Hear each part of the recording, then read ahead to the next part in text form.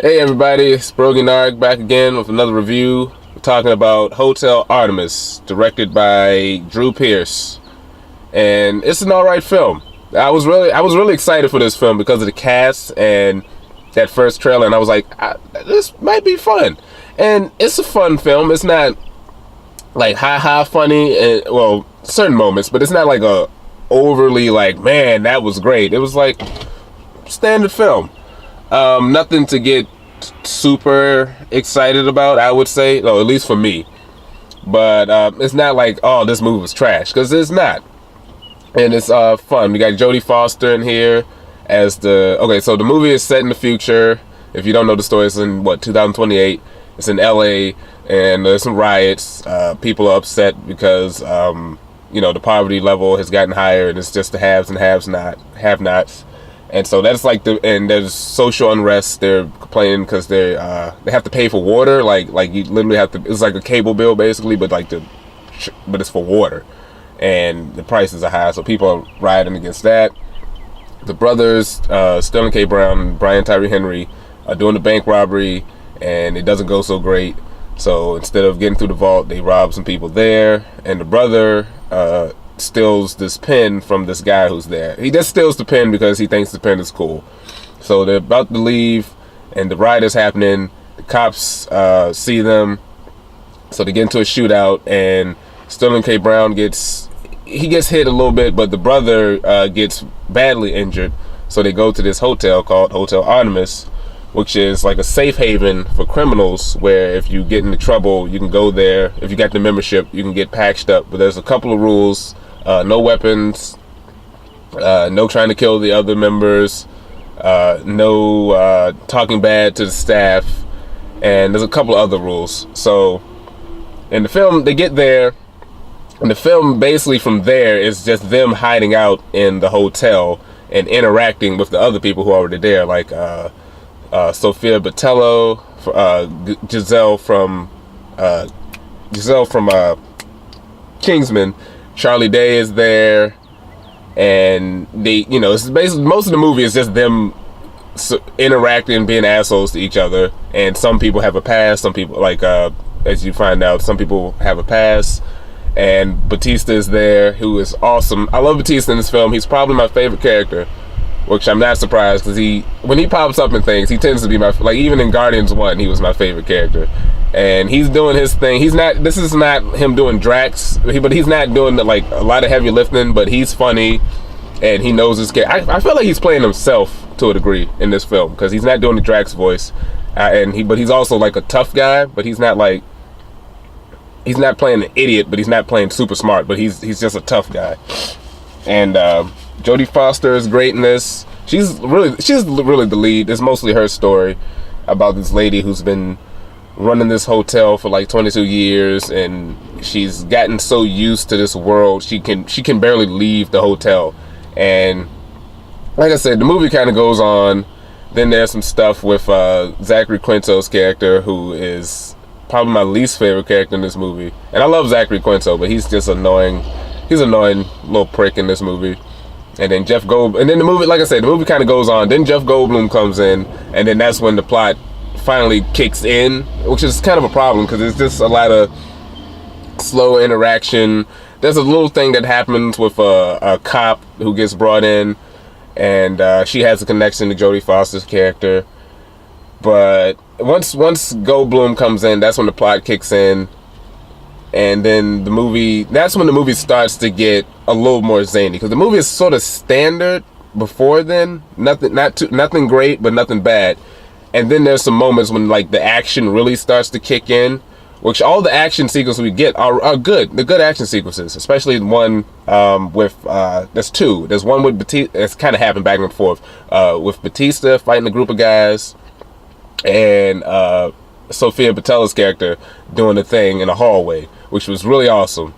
And but those are fine, but it's not something you gotta rush out to see. This is probably a film you would have a fun time watching on Netflix, on Hulu or something, this one night, and you're like, let's put this on. It's a fine film. It's nothing like, whoa. It could have been, because they have enough things in here, like the future tech I liked. There's some things they do with the future tech, and it's nothing too out there. It's very standard, well, sort of standard stuff, but they take things you know and expand upon it. And yeah, I mean, it's a fine film. I kind of like this world that they're in, although it makes me think of Upgrade. Although I think Upgrade's world is even more fleshed out, and the tech in there is better. But this world is like I said, it's fine. It's a fine film. Batista's my favorite character. Goldblum is great. Charlie Day. Some people, I don't know if people are going to hate on Charlie Day. I like the character he was playing. He's this arrogant, he's an arrogant asshole.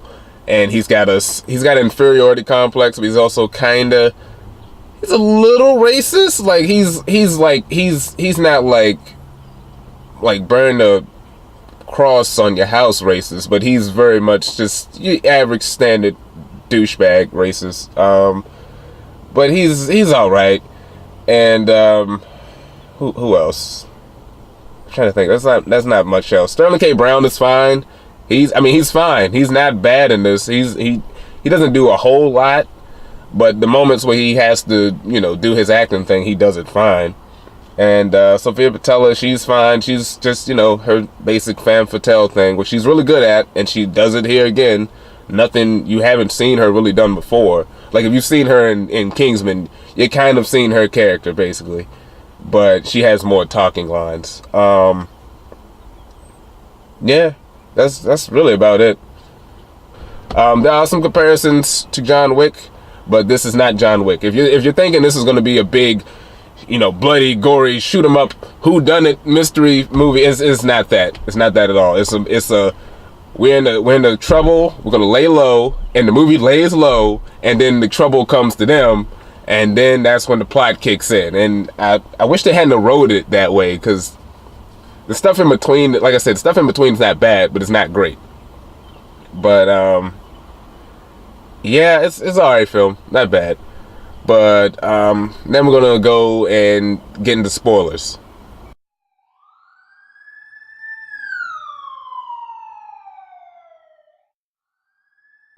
So spoilers.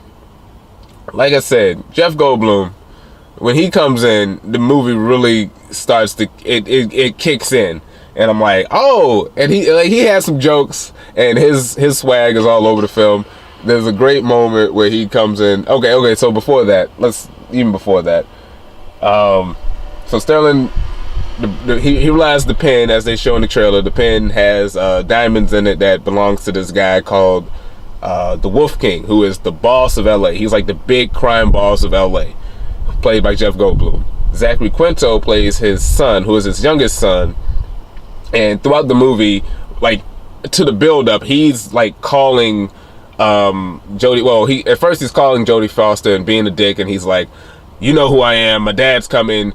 Save a room for him." And Jodie's like, "Well, that's not against the rules." And he's like, "Fuck the rules." He owns the place. His dad owns the Hotel Artemis. He created Hotel Artemis, and he pays for it. He owns it, but Jodie Foster runs it, and he respects that. As opposed to Zachary Quinto, who's an asshole, he doesn't respect that. And that's kind of my problem with him. It's like, he knows there are rules. He's a criminal, and he's like, well, my dad's the best, so fuck your rules. But it's like, no, we have these rules for a reason. Don't be a dick. That's why you're not good at your job, basically. So once Sterling K. Brown realizes that the pen has diamonds in it, because he couldn't crack it, but Sophia's character could, then that's when he's like, oh, me and my brother, we got to get the hell out of here. But it doesn't work out that way. And then the dad comes in, and then he's like, we got to get away from the Wolf King. Then of course the Wolf King shows up, so he's like, fuck, we got to get out of here. Now and that's tension. Now there's other subplot tension that's going on with Jodie Foster, where there's the riots going on, and there's a cop who shows up that's injured that knows her, and she, like, one of the other rules is we can't bring cops in. And Batista's like, you can't bring a cop in, but Jodie Foster breaks this rule because she actually knows this woman. She was a childhood friend of her son, and like next door neighbor to her son back in the day, but her son had died. And then that's her whole backstory. She's having these flashbacks. She doesn't want to deal with the outside world anymore. She feels her whole life has been to help people. She decides to help criminals. And then she has a thing with her son had passed at a, well, we think it's a young age, but then we find out, no, he actually died, like, I mean, he's still young, but he wasn't like a little kid, because they keep showing flashbacks of him as a little kid at the beach. But then you find out he was a drug addict, and he died OD'ing by the same beach he used to play as a kid. So there's that whole thing. Let's see, Charlie Day, like I say, Charlie Day's fine. He's an arms dealer who's just ranting and raving. He's just an asshole the whole film, and he's bickering with Sofia Boutella's character. He's like bickering with her, but also trying to hit on her. But he's like, oh, you know, he's a snooty, uptight guy, and he's like, man, I came here for peace, but these fucking, you know, we got these assholes outside who are, you know, these poor people are causing trouble, and I'm going to get out of here because this place is, the riots are getting too strong. So he's calling up a helicopter, and then Sterling K. Brown steals from him, and that's where he finds his little card, which is like a security card, which got weapons that he can 3D print. That's the thing I really like, was some of the tech, the 3D printing, the things they do with 3D printing in this movie is kind of fun. Like, the brother is on the, you know, is dying. He got shot in the lung. No, he got shot in the liver. They need a new liver, so they use his DNA and put it into the 3D printer, and they 3D print him a liver. That's pretty cool. Like, if we had some tech like that now, I don't know if I think we're trying to get there. But the fact that they can just 3D print someone's liver from your own DNA, that's kind of cool. But that's not kind of cool, that's really cool. And then they got the whole thing with the nanites, and because like Sterling K. Brown's shot, and he's got a thing that's putting nanites in him to heal him. Charlie Day got like cut up in the face, and also his eye was messed up, and he's got nanites in his body that's like rebuilt his eye and everything. That's cool. That's cool stuff right there. Like I said, Batista's fun. He does, you know, he's a big man, but he's also he's basically like security and medical assistance, and he, you know, he's very respectful to Jodie Foster for the most part, and he calls her nurse, and he's just like, look, this is our job, this is what we do, we have rules. He tries to enforce the rules as best he can. Like I said, he's fun. Jodie Foster's fine. So when Jeff Goldblum runs into Jodie Foster, you find out they have a past because he's the one that built the hotel for her, or at least, you know, give her the money so she can set this thing up. And he's gotten injured, so he can come in, but the son and his friends, there's like a 6-person limit, and they already have, you know, they're at their limit. So the sons and his friends have, not friends, but the henchmen have to wait behind the gate, and they have to also give up their weapons, because you can't have guns in the building. And so there's this moment where this Zachary Quinto is being all sentimental to his dad, because he just wants his dad to be safe, and he's like, Dad, he's like, you know, I know I'm the youngest, and I'm probably not your favorite, but if you do die, you know, I'd be willing to, you know, watch things for you. And I remember when I was 16, you told me these words about, you know, never being afraid to do your best. And Jeff Goldblum is like, you know, son, you remembering and quoting that soft shit is why you're not the best. Like, you fucking suck, son. And like, he's something to that degree. Like, he literally is like, he's like, listen to that bullshit is why you're not gonna make it in this business. But he gives him a ring, which is he's like, and I hope you know what to do with this when time comes. Now, Sofia Boutella's character is an assassin, basically, and she's hanging out. She got shot in the arm, but you find out she actually shot herself in the arm so she could get to the hotel, because she knew that her target was coming. Because she's an assassin, and she works for a company in Detroit, and she also has this like contact that's like a camera that so this is like the thing, the person that she works for wants to record her killing the people so they can watch it later and masturbate to it. That's not a joke. That is a legit line in the film. She records her killing the people that hired her, the victims of the people that she was hired by, so the person who hired her can later watch them and jerk off to it at the end. That's a line in the film. It's a thing. It's kind of weird. Like, that's zany, but odd.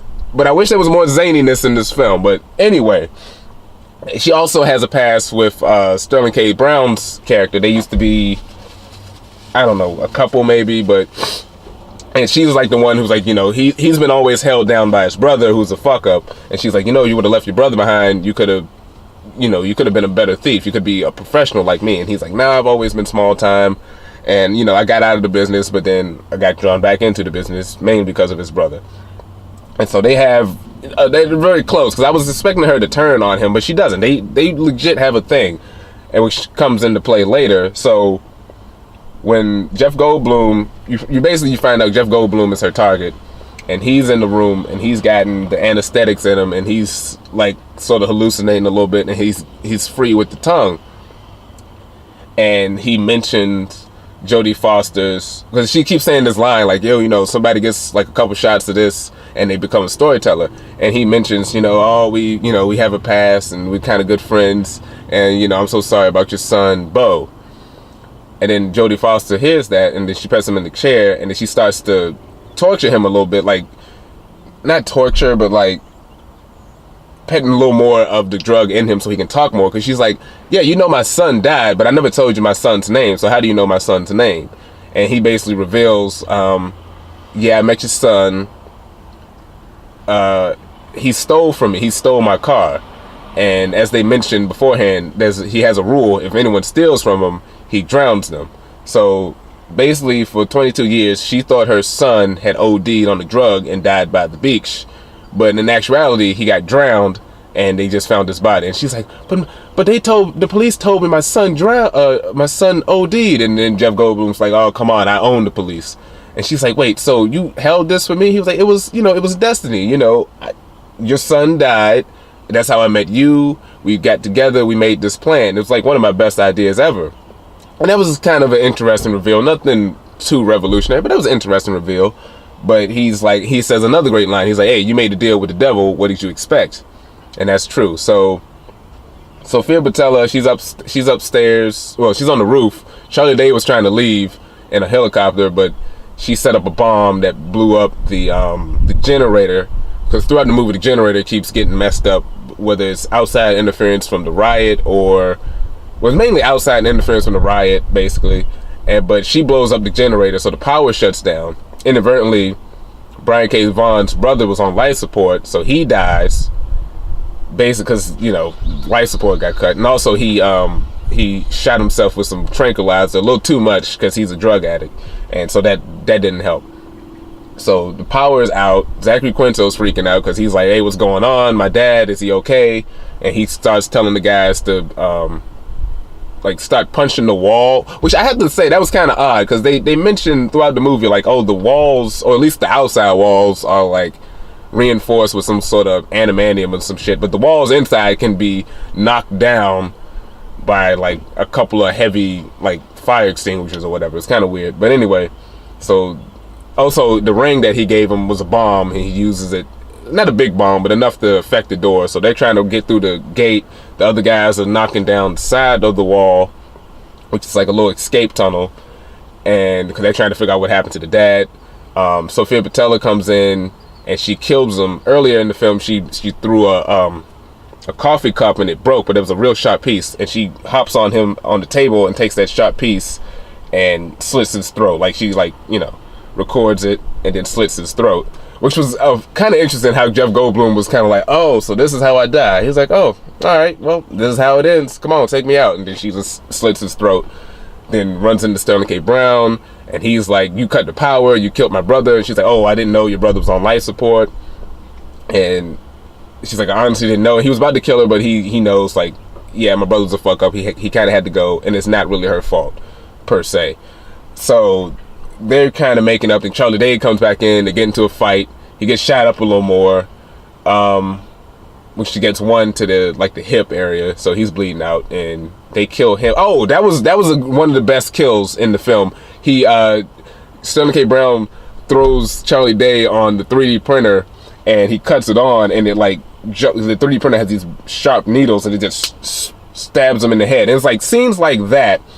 It's like, yes, I needed more of that, but this is like probably like an hour and a half minute film, and the action really doesn't kick in until like the last really like the last 15 minutes. It's kind of sad because like I needed more of that zaniness throughout the film. So that happens, but he's like injured, and they're like, all right, the guys are coming in. So Batista's kind of holding them off for them, and he picks up a big axe and he starts hacking people, which was cool. I wish they would have, because that scene was a little too close. I wish they would have zoomed out. Since it is rated R, they should have zoomed out a little more so you can see more wide angles of Batista that's hacking these guys. Some of the guys breaking through the sidewall, through the exit, that the secret tunnel that Jodie Foster and Sterling K. Brown were going down. And Sofia Boutella lets them go, and she kind of is like a protection so the guys can't get past her. And she took all these scalpels, and she took this one thing called a microwave scalpel, which is basically, you know what, I said there are no lightsabers in this movie, and I'm wrong. There was a thing called a microwave scalpel, which is basically a mini lightsaber. It's like, because it can cut to pretty much anything for the most part. And she takes that thing, and she's like throwing the scalpels, taking people out. She's like got the microwave scalpel and cutting people down. Like, it's a really cool scene, and she's just going in, fighting all these different guys.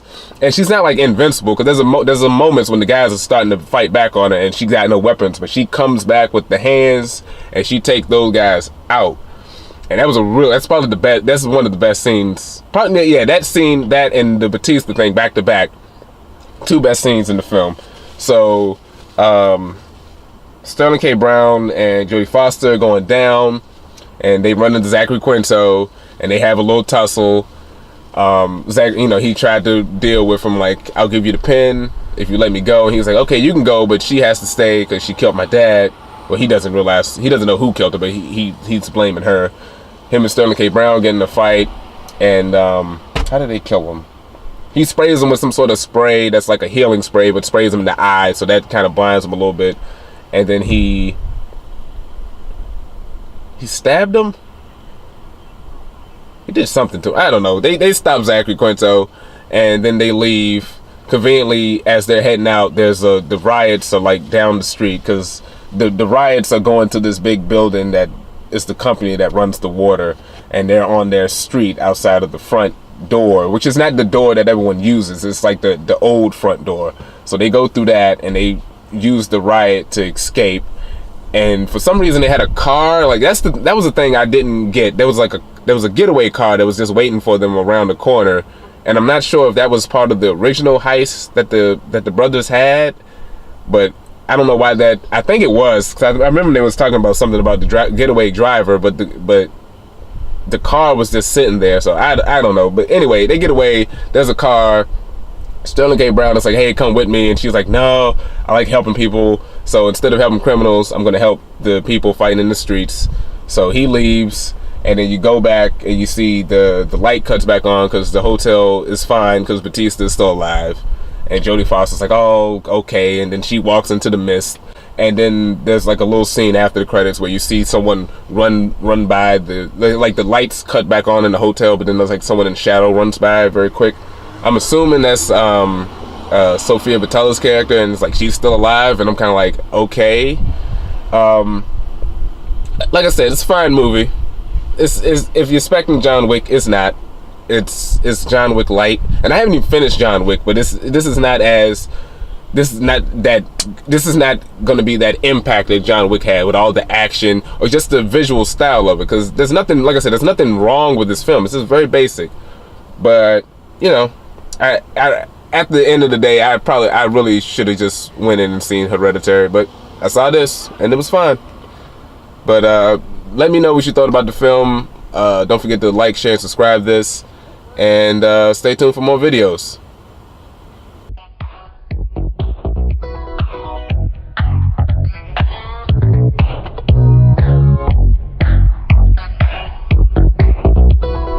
Finish this thought. I am a slave to the booty.